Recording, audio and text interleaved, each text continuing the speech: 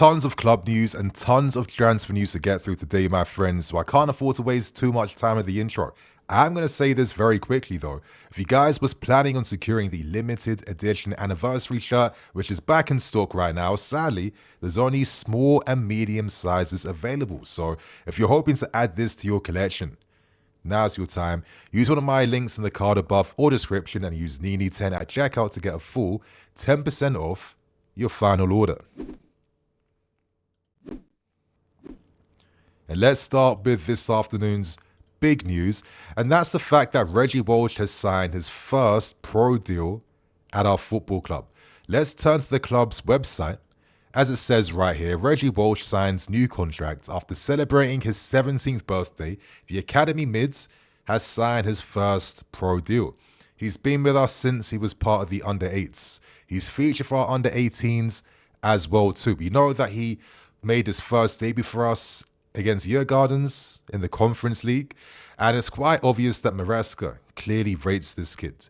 It's not the first time he's been on the bench. It's not the first time he's been given cameo minutes. He got, I think, his most substantial minutes against Ajax, and he didn't look out of place. For myself, I've seen this little bit of pedigree in his game. He's a nice pocket player. We haven't seen everything yet. He's just kind of doing the basics, showing that he understands the tactics, what's required from the system.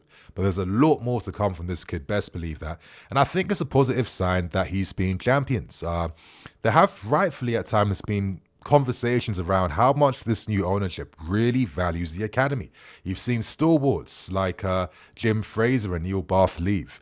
There was a lot of confusion during that time. I think that's probably lost out on Engo Oma, who went to Liverpool, because too much change was happening at the wrong time. But I feel like we're now finding that stability. You're seeing that Moreira is giving guys like Walsh and Ryan Kavuma McQueen opportunities on the bench. He's introducing a lot of young talents to train with the first team. Yeah, look at Fazuli. There's so much talent we have right now. We had a little bit of a bumpy period, but I think things are starting to make a lot of sense. And I think the new long-term deal for Reggie Walsh, that is a really positive example of the direction we're showing. Because I still believe Cobham will be key for a very long time. You don't have one of the best academies in the world and you just ignore it just like that. I think the next step for Reggie Walsh, try and get more cameos off the bench, hopefully start one of the cup games if so, but maybe we might see him get a loan at the end of the season, and hopefully he can go straight to go into a top 5 division or even a great championship club. That's what's next for him. So positive news for Reggie Walsh, my friends. Share your thoughts and opinions and how you're feeling around him. But now let's discuss another report involving Mr. Moises Caicedo. And at the moment, my friends, it seems like Moises is set to earn a record contract hopefully pretty soon. I'm sure you guys saw the reports. Real Madrid are sniffing for their system now under Xavi Alonso. They haven't really necessarily had that real elite holding guy. And the thing is, when you're a holding mid, it's not just about breaking up the play. To go to clubs like Real Madrid and the best clubs, you need to be more than that. And that is what Moises is. I see all these debates and conversations around himself and Rice where, you know, people are trying to just create the framework in regards to what's a fair argument and what isn't. The new one being, but Rice is better as an 8. If you want to technically talk in those terms, Caicedo's better as a holding guy. Sorry, Caicedo is the complete midfield player. Yeah? If he had to play as a box mid, you guys, let's be serious, he could easily do it. Let's not even forget those times he was winning us penalties under Moreira, getting forward. He's got that in his locker. He's got the shooting dynamics. He can dictate the play. He can start attacks here. He can do second phase stuff, pre-assists, and most importantly, yeah, he can win a midfield. He can disrupt the game. He can own that center of the pitch. That's how good he is. And you know what, man? Hopefully you guys can get what I'm saying. Listen, we've had some exceptional black excellence in our midfield, right? Michael Essien, N'Golo Kante, Makelele. And I feel like Caicedo is the sum of all their best parts. Now, okay, let's say Kante's tackling is 10 out of 10, or Essien's shooting mechanics are 10 out of 10, or Makelele's defensive reading is 10 out of 10. Cool. I don't think that Moises is going pound for pound against those types of attributes. But in terms of the all-round package, yeah, if I want to be lazy, just for the sake of, time for this video, you could say that Caicedo is at least 7 to 8 out of 10 from all the attributes that we've seen from those excellent midfield players. That is how well-rounded he is, yeah? I'm really excited by the direction he's going in. He's adding goals to his game a lot sooner than I was expecting. I didn't think it would come this soon, but he's one of our top scorers in the league already. It's nuts. So listen, that's going to interest clubs at Real Madrid because he would upgrade their midfield over Valverde and over Tchouaméni. That's a fact. So it's only natural that this guy gets his dues and gets the contract he wants. At the moment, we know that he's left his agency, or his previous agent, to go more like a family inclusive route. We know that he's currently on 175k a week. I think this next contract he gets won't even extend his years, but it will dramatically upgrade his pay. I mean, he should be getting at least 250 a week for being one of the best now. And that was part of this project and the direction all along. Performance related, but if you exceed expectations and match them, you will get the money and you'll get rewarded financially. So we're going to start to see if this makes sense now. And I think for Moises, this makes all the sense in the world, because if he's on a big boy contract and has another like 4 or 5 years left, this guy will be here for the crucial years, yeah, and for the long term. So positive news to hear. And it does seem like at the moment, Moises, from what's been reported, is happy to finalize these terms at the end of the season because he wants to focus on the football, which, come on, man, chef's kiss sums up this guy's mentality down to a T. So, my friends, we're now going to move on to discussing more interesting reports. And this time, we're going to talk about a player that we once used to own.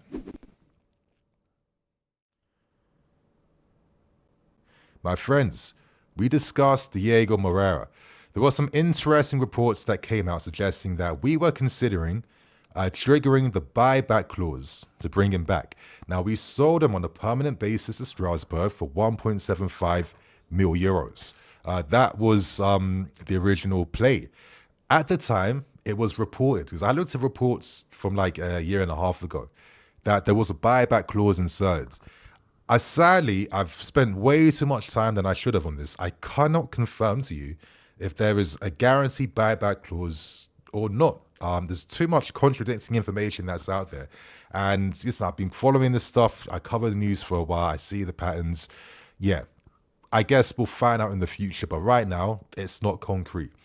But would it surprise me if we did something like that? I mean, he was sold for such a small amount of money that with someone of his potential and his ability, yeah, surely there was a plan for the future that one day he's part of our first team, or maybe we activate the buyback and flip this guy again in the summer, which I've seen Madrid do this all the time.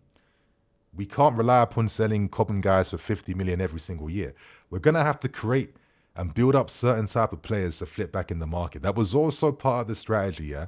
And that's why Strasbourg is key. But Diego Moreira, I'm really happy with this guy's development, man. I think what really makes him a guy that's going to be at the top level is just this guy's versatility. All down the left side, all down the right side, yeah? Unpredictable with his skill, his first touch. I love his movements right now. He's got some of the highest progressive passes received stats in the entirety of Ligue 1. He's on the move, but most importantly, he knows how to move off the ball. That's key. And that's why he's been such a potent counter-attacking threat for Strasbourg. He scored an excellent goal against Paris Saint-Germain in that 3-3 draw between them. And again, this is a guy that can play all down both flanks. Let's say you didn't sign a Garnacho. I think Moreira and Gittins could have been quite interesting. But I also got to flip the script a little bit, you guys, because we have Giovanni Kenda coming through. And technically, you can make the argument that he can do exactly what Moreira offers, but maybe a little bit better. He's also quite versatile across the entirety of the pitch, down the left and down the right sides. We do have him coming through. So would it make sense for us maybe, if there's a way to activate that buyback and flip this guy? Because we can make some serious money, because this guy's a serious talent that I'm expecting to see go to the World Cup and represent Belgium. So let's watch the space, you guys. You know that with our relationship with Strasbourg, there'll be many opportunities for a lot of these guys to potentially find themselves in our squad in the future. But let's watch the space because I just need to confirm, is there a guaranteed buyback or not? Because the information is just, it's too conflicting, lads. It's too conflicting. So we're going to move on to the next story right now. We're going to discuss some of the players that we've been scouting. As we know, it was the Under-20 World Cup recently, and there's some very exciting Argentinian talents that have emerged from that tournament. So let's talk about them right now.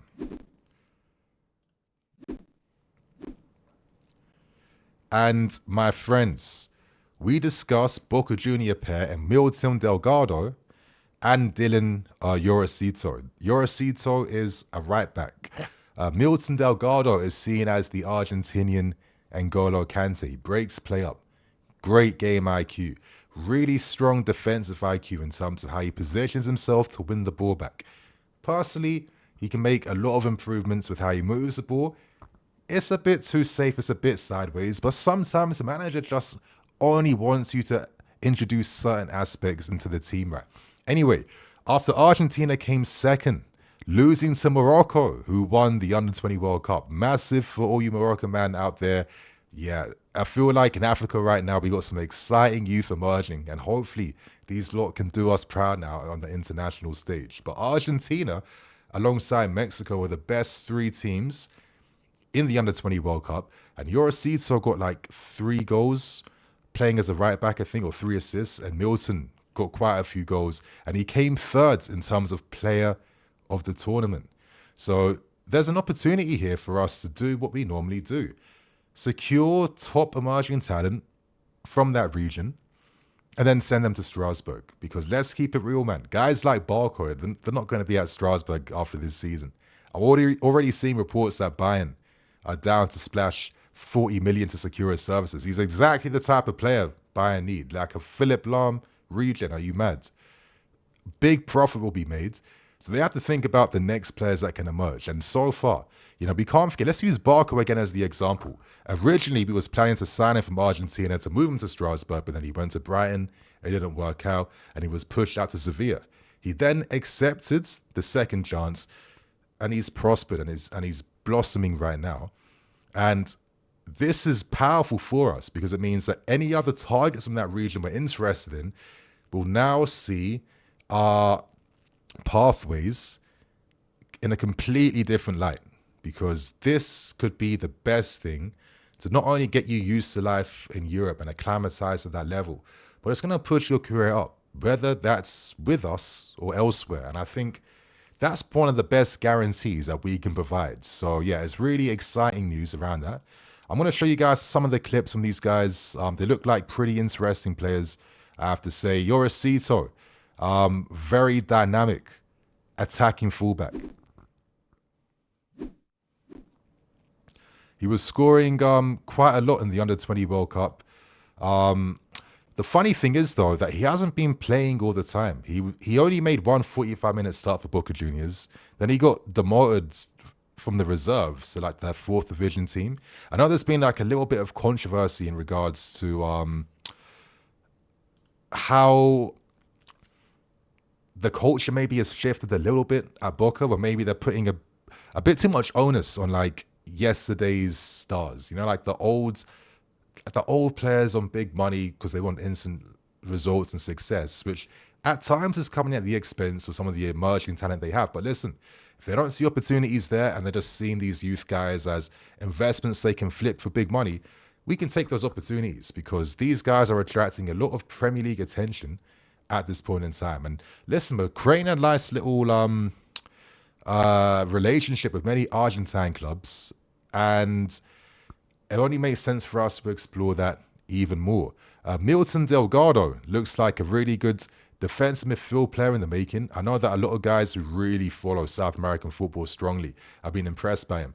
Listen, he's not been playing week in, week out all the time, but he's still been quite impressive when he has played. And I think when you're one of the star players in the Under-20 World Cup, that's going to do a lot for your PR and your stakes in the game. In the game, but for myself, it's already saying that we're really looking to make a move for Delgado, and in my opinion, that kind of communicates he could be that replacement for Valentin Barco. So let's watch that space, my friends. But anyway, we have a few more reports and stories to get through, my friends. And I want to focus on probably the final story today, because there's been a lot of stuff emerging surrounding what we're doing from a sponsorship perspective. So let's have that conversation and let's talk right now. Yeah, my friends, let me just get it up on screen right now. But as we do know, we have reached an agreement with a Vietnamese technology company, software company in FPT. Now, in terms of the finances, that's going to be around 10 million a year, but they're only going to be our sleeve sponsor for one season. Ideally, we want to cop around 15 million pounds per year. That's how much we value. That's the valuation we're putting if you want to sponsor us, which I think is fair. We're looking very exciting right now, and 50 million right now could be a bargain in the long-term future. Now, FPT, they're going to be the sleeve sponsor for everyone at Chelsea, the women's team, the academy, every age group you can imagine. That's fair. And let's see what happens, because they've been negotiating with us for a long time to have some type of sponsorship. After this season, they're going to be just like another international partner. But who knows what could happen. We do have some promising news, though, because there is belief that we are close now to getting a front of shirt sponsor. Now, it's not being confirmed, but at the moment, we know that we've been linked to many airlines. We've been linked to a lot of American companies recently as well.